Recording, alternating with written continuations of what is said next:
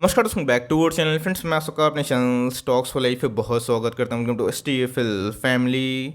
Day film बस बात की जाए बाजार की तो एट द एंड में थोड़ी सी हमें हरियाली देखने को मिली। निफ्टी ने 16,000 का जो लेवल है उसको छूने की ज़रूर कोशिश की है। इसी बीच में गए SBI कार्ड्स एंड पेमेंट्स में अचानक से हमें एट द एंड में 7% का इंट्राडे हाई लगता हुआ देखने को मिल चुका है। तो जी हाँ गाइस, इसके पीछे कुछ न्यूज़ देखने को मिल रहे हैं। जितने भी फॉरेन ब्रोकर एजेंसियाँ हैं उनके अकॉर्डिंग टारगेट यहाँ से बहुत ही ज़्यादा अपसाइड दिखाता है। तो जी हाँ गाइस, यहाँ पे आपको अच्छे से पता है मार्केट करेक्शन के आवर्स में बहुत सारे स्टॉक्स में अभी के टाइम में हमें हेवी सेल ऑफ देखने को ज़रूर मिल चुकी है। इसमें बड़े बड़े जो स्टॉक्स है उनका भी नाम हमें देखने को मिल रहा है। तो सेम दोस्तों, SBI कार्ड्स एंड पेमेंट्स की बात की जाए, ये अपने IPO के प्राइस के इर्द गिर्द घूमता हुआ देखने को मिल चुका है। यहाँ पे कितना वैल्यू है और जो रिपोर्ट्स आ रही है वो क्या कंक्लूड कर रही है, और SBI कार्ड्स एंड पेमेंट्स ने जनवरी के महीने में क्या रिकॉर्ड तोड़ा है। तो जी हाँ, फटाफट डिस्कस करते हैं। बहुत ही कुछ सीखने को मिलेगा और यहाँ पे मौका है या फिर नहीं, मैं अपना अनबायस्ड कमेंट्री ज़रूर देने की कोशिश करूँगा। चैनल फर्स्ट टाइम होंगे सब्सक्राइब कर सकते हैं इस तरह क्वालिटी कंटेंट को सबसे पहले एक्सेस करने के लिए। Now without dealing any for time, let's begin.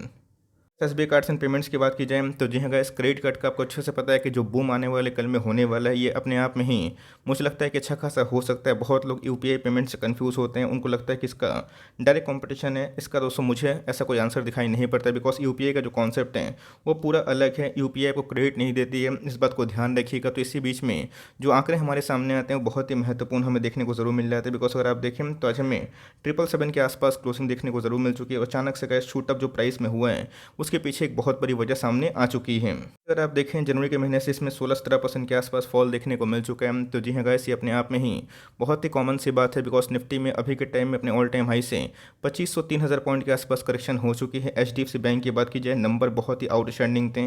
HDFC limited की बात की जाए, उनके नंबर भी ठीक ठाक थे, बट उसके बावजूद भी वो 1 साल के लो पे ट्रेड करते हुए देखने को मिल चुके हैं। तो जी हाँ गाइस, आने वाले कल में जो टॉप क्लास कंपनी होती है, ब्लू चिप कंपनी होती है, उसमें रिकवरी ज़रूर देखने को मिल सकती है। बिकॉज शॉर्ट टर्म जो पैनिक होता है, लॉन्ग टर्म में ऐसा उनके फंडामेंटल्स कैसे होते हैं, इस पे ही कंपनी का जो फ्यूचर है वो देखने को ज़रूर मिल जाता है। तो देखिए अगर YTD की बात की जाए, अभी तक 17% डाउन देखने को ज़रूर मिल चुका है। अच्छे से पता गया इसकी कोविड 2020 में ही इनके IPO हमें देखने को मिले थे, और उसके बाद क्या हुआ था, IPO फ्लॉप हो गया। थोड़ी हमें 500 के आसपास भी देखने को ज़रूर मिला था, और उसके बाद गैस स्टॉक प्राइस में जो रिकवरी हुई थी 1100-1200 के आसपास भी गया था। बट अभी के टाइम अगर आप देखें तो मार्केट में वीक सेंटीमेंट की वजह से पिछले 3 महीना से इसमें अच्छी खासी फॉल देखने को मिल चुकी है। IPO का जो प्राइस है 750 के आसपास वही ये देखने को मिल चुका है। तो जी हाँ फर्दर इसमें क्या अपसाइड पोटेंशियल है, डाउनसाइड की टारगेट क्या हो सकता है, और यहाँ पे फिबोनाची पैटर्न का जो कॉन्सेप्ट है इस पर कितना कारगर साबित होता है, फटाफट डिस्कस कर लेते हैं।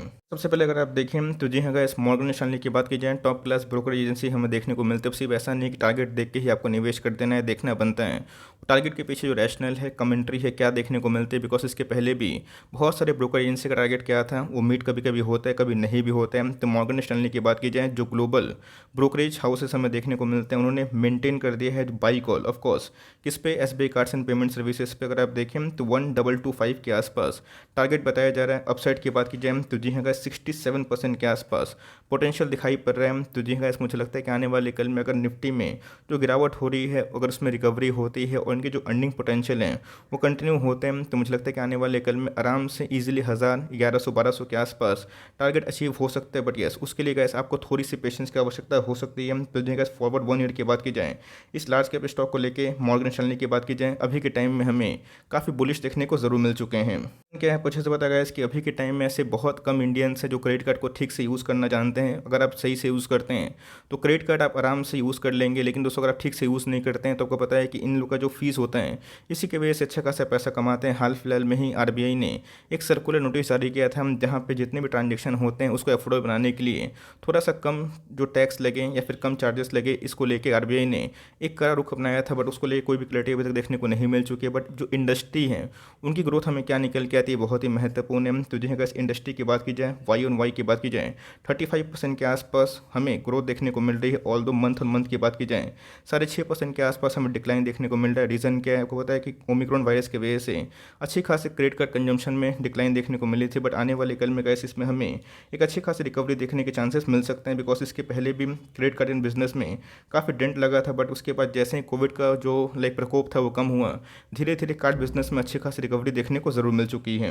तो बताया कि वाई ऑन वाई की बात की जाए तो ये बिजनेस का ग्रोथ बहुत ही महत्वपूर्ण होता है। ऑल दो क्वार्टर ऑन क्वार्टर की बात की जाए, फिर मंथ ऑन मंथ की बात की जाए, इसमें प्लस माइनस तो होता ही रहता है। बट इंडस्ट्री में अभी के टाइम में 35% के आसपास ग्रोथ, जो अपने आप में ही बहुत बड़ा डायरेक्शन देखने को मिल जाता है। तभी तक अगर आप देखें, जो प्री पेंडेमिक डेज की बात की जाए 2020 के पहले जब कोरोना नहीं आया था, ये उस लेवल को अचीव कर चुके हैं। बट जनवरी का डेटा जो हमें देखने को मिल रहा है उसमें हमें थोड़ा सा डिक्लाइन है बिकॉज ऑफ ओमिक्रॉन। आपको पता है कि अभी का जो ओमिक्रॉन कंडीशन है वो बहुत ही नील के बराबर है। तो मेरे हिसाब से कैसे अगर कंज्यूमर का जो कॉन्फिडेंस है वो बैक ऑन द ट्रैक आता है, तो आने वाले कल में ये डेटा हमें देखने को मिल रहे हैं, जहाँ पे मंथ ऑन मंथ में गिरावट है उसमें हमें ठीक ठाक रिकवरी देखने की उम्मीद हो सकती है।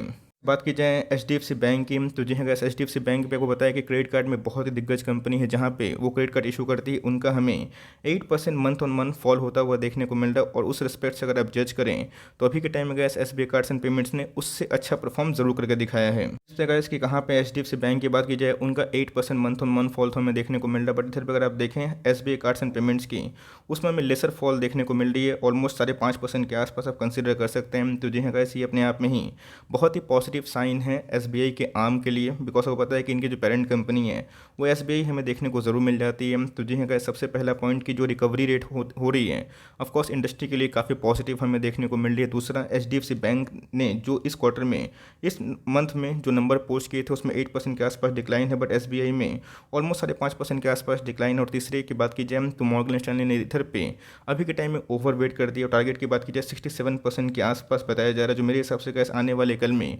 अगर इकोनॉमी स्टेबल होती है, रिपोर्ट रिवर्स रिपोर्ट की बात की जाए उसमें कुछ अनचेंजेस आते हैं, तो ऑफकोर्स मुझे लगता है कि जिस हिसाब से कंज्यूमर का डिमांड है और जो मार्केट साइज़ है, ये आराम से अचीव हो सकता है।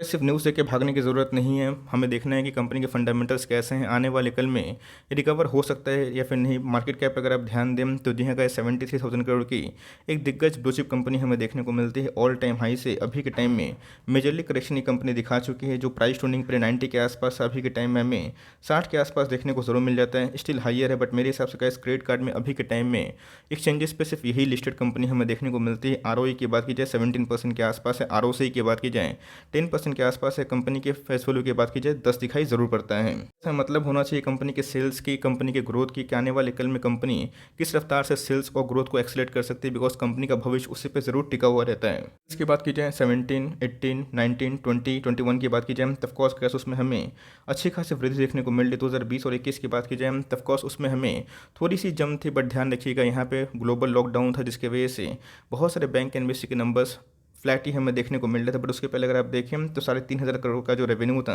वो बढ़ता हुआ देखने को ज़रूर मिला था। कंपनी के प्रॉफिट की बात की जाए तो हर साल कंपनी की जो प्रॉफिटेबिलिटी है उसमें जंप हमें होता हुआ देखने को मिला। और इधर पे कैसे प्रॉफिट डाउन था बिकॉज ऑफ ओमिक्रॉन या फिर बहुत सारे जो वेरियस लॉकडाउन की इशू की वजह से इसमें प्रॉफिट फॉल देखने को मिल चुका। बट इसके पहले गैस कंपनी कंटिन्यूसली प्रॉफिट को ज़रूर मेक कर रही थी।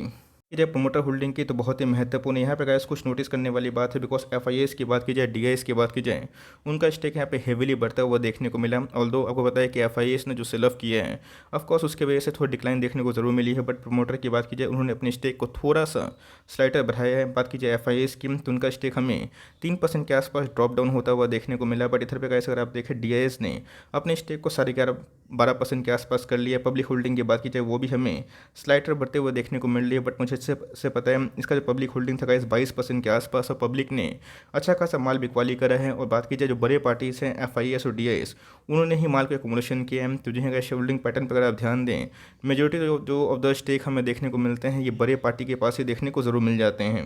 ध्यान रखिएगा रिवर्सल आना अभी के टाइम में ऐसा नहीं कि प्रवीशिव रिकवरी हमें देखने को मिलेगी, बट मुझे लगता है कि लॉन्ग टर्म में अगर आप धीरे धीरे सीएमपी से एसआईपी करते हैं, थोड़ा थोड़ा एक्मुलेशन करते हैं, लॉन्ग टर्म तक मुझे लगता है अगर आपको इंडस्ट्री पर भरोसा है, क्रेडिट कार्ड के ग्रोथ पर भरोसा है, तो कंपनी मुझे लगता है कि आराम से आपको थोड़ा सा एक्सेलरेशन दे सकती है। बिकॉज इनका जो 200 दिन का मूविंग एवरेज है 950 के आसपास था, इस वजह इस कंपनी के शेयर प्राइस ने काफ़ी तोड़ दिया है। वन डे के चार्ट की बात की जाए आप देख सकते हैं काफ़ी ओवरसोल्ड जोन पे हमें देखने को मिल रहा है। बट अच्छी बात यह है कि पिछले कुछ समय से वॉल्यूम्स में थोड़ी सी रिकवरी हमें देखने को मिली है, और आज भी गैस हमें 1.5 बिलियन के आसपास वॉल्यूम में राइस देखने को ज़रूर मिल चुका है।